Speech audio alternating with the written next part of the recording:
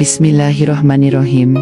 Assalamualaikum warahmatullahi wabarakatuh. Setiap butir nasi yang jatuh telah ditulis untuk siapa ia akan masuk ke dalam perutnya. Setiap hembusan angin yang membawa aroma kehidupan telah ditentukan ke arah siapa ia akan berhembus. Karena di sisi Allah tidak ada yang tersesat. Bahkan seekor semut pun tidak akan kelaparan, kecuali karena itu adalah kehendaknya. Wahai jiwa yang resah mengejar dunia, tenangkanlah hatimu, sebab sesungguhnya rezeki bukanlah hasil dari upayamu, tetapi bagian dari takdirmu. Rasulullah bersabda, tidaklah jiwa akan mati sebelum ia menyempurnakan rezekinya.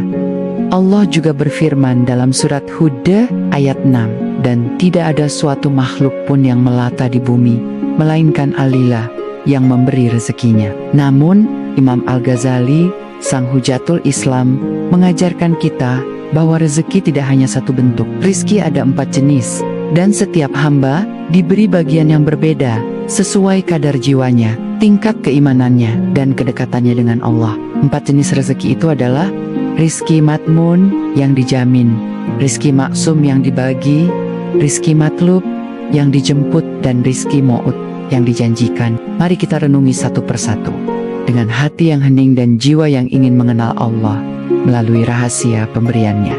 Yang pertama, rizki yang dijamin atau rizki matmun. Ini adalah rezeki yang telah Allah jamin untuk setiap makhluk tanpa memandang iman atau gufur, amal atau dosa. Allah berfirman, dan di langit terdapat rezekimu dan apa yang dijanjikan kepadamu. Rezeki yang dijamin adalah apa yang menjadi kebutuhan dasar kita untuk hidup, seperti makanan, minuman, dan nafas. Tidak ada yang bisa mengambilnya sebelum waktunya, dan tidak ada yang bisa menundanya setelah ajalnya tiba. Inilah rezeki yang membuat kita hidup hingga hari ini. Roti yang kita makan, air yang kita teguk, semuanya datang tepat pada waktunya. Tidak lebih, tidak kurang. Syekh Ibn Athaillah As-Sakandari dalam Al-Hikam menulis, keresahanmu terhadap apa yang telah dijamin bagimu adalah tanda lemahnya keyakinanmu terhadap Allah. Maka dari itu, orang arif tidak risau pada makan esok hari. Ia hanya risau pada bagaimana ia menyambut rezeki itu dengan adab dan syukur. Rezeki yang dijamin bukan untuk dikejar, tetapi untuk disyukuri. Kedua, rizki yang dibagi atau rizki maksum. Inilah rezeki yang telah ditentukan kadar dan waktunya. Tidak semua yang kita cari akan kita dapatkan, karena rezeki telah memiliki alamat takdir yang tidak akan tersesat. Rasulullah bersabda, sesungguhnya Ruh Kudus telah membisikkan ke dalam hatiku, tidaklah seorang jiwa akan mati sampai ia menyempurnakan rezekinya. Maka bertakwalah kepada Allah dan indahilah dalam mencari rezeki.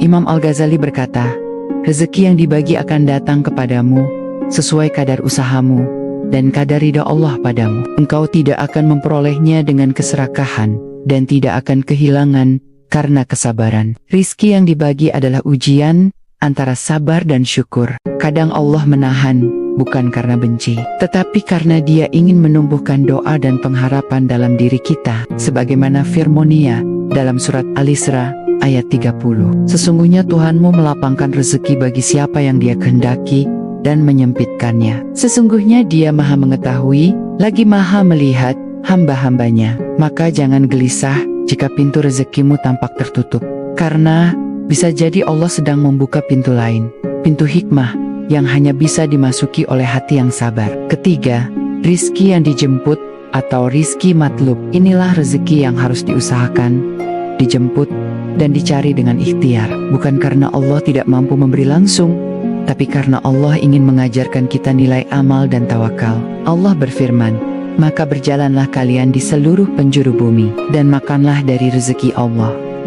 Rasulullah juga bersabda, bahwa jika kita bertawakal dengan sebenar-benar tawakal, niscaya kita akan diberi rezeki seperti burung yang pergi pagi dalam keadaan lapar dan pulang sore dalam keadaan kenyang. Imam Al-Ghazali menjelaskan, Allah menciptakan dunia sebagai ladang bagi hambanya. Barang siapa menanam amal dan usaha dengan ikhlas, maka Allah akan menumbuhkan buah rezeki dari arah yang tidak disangka-sangka. Ikhtiar tanpa tawakal adalah kesombongan, Dan tawakal tanpa ikhtiar adalah kelalaian. Para sufi mengajarkan keseimbangan, bekerja dengan tangan, namun hati tetap bergantung hanya kepada Allah. Jemputlah rezekimu dengan adab, bukan dengan keluh kesah, karena rezeki yang halal hanya datang kepada hati yang bersih. Dan yang keempat, rizki yang dijanjikan di akhirat atau rizki maut. Inilah rezeki yang paling mulia, yang hanya diberikan kepada hamba-hamba yang beriman dan beramal saleh. Rezeki berupa cahaya, kedekatan, dan kenikmatan abadi di surga. Allah berfirman, dan orang-orang yang beriman dan beramal saleh, bagi mereka surga-surga yang mengalir di bawahnya songgai-songgai. Maka barang siapa hanya mengejar dunia, ia akan lapar di dunia dan haus di akhirat. Puncak dari rezeki ini adalah kebersamaan dengan Allah. Rasulullah bersabda bahwa para penghuni surga akan memandang wajah Tuhannya. Inilah puncak rezeki, ketika hamba tidak lagi mencari makanan atau harta, tetapi hanya mencari pandang kasih dari Allah. Seperti kata Jalaluddin Rumi, ada rezeki yang membuatmu kenyang, dan ada rezeki yang membuatmu mengenal. Carilah yang kedua, karena ia tidak akan habis walau engkau terus lapar. Dukung channel ini dengan like, share, dan subscribe. Jangan lupa berikan komentar yang konstruktif agar ada perbaikan pada konten berikutnya. Niatkan semua ini sebagai ibadah agar Allah ridho, hingga menjadi amal jariah yang diterima untuk kita semua. Amin.